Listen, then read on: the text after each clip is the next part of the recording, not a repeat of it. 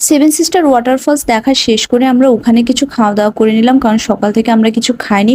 ওখানে মোমো থেকে শুরু করে নুডলস অনেক কিছুই ছিল, আমরা নুডলস খেয়ে নিলাম। খাওয়া দাওয়া শেষ করে আমরা শুরু করলাম আবার আমাদের জার্নি। আমরা অনেক দূর এগিয়ে গেলাম আবার সে আঁকাবাঁকা পথ ধরে।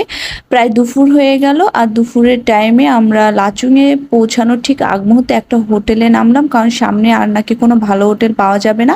এখানে আমরা দুপুরের লাঞ্চ করতে বসলাম, কিন্তু এখানে এক ধরনের চাটনি যেটা প্রচুর পরিমাণে ঝাল, আমি যেখানে যাচ্ছি সেখানে এই চাটনিটা পাচ্ছি। এত ঝাল এরা কি করে খায় আমি জানি না। দুপুরের খাওয়া দাওয়া শেষ করে এখানে একটু সময় কাটিয়ে আবার আমরা শুরু করলাম আমাদের পথ চলা।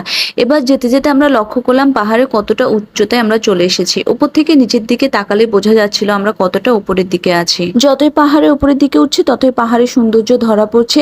ছোট ছোট ঝর্ণা থেকে শুরু করে বড় তিস্তা নদীর কাছে চলে এলাম।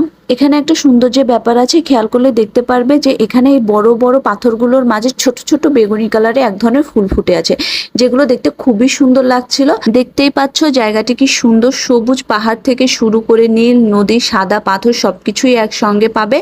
আর এখানে শুধু আমরা না, সবাই এসে দাঁড়াবে, সবাই এসে ভিডিও ছবি সবকিছু ক্যাপচার করবে। তারপরে এখানে ড্রাইভার দাদাদের কিছু কাজ থাকে, তারা তাদের পারমিটের ব্যাপারটা শেষ করে আমরা এই ব্রিজ দিয়ে লাচুং এবং লাচুং এর দিকে যাচ্ছি।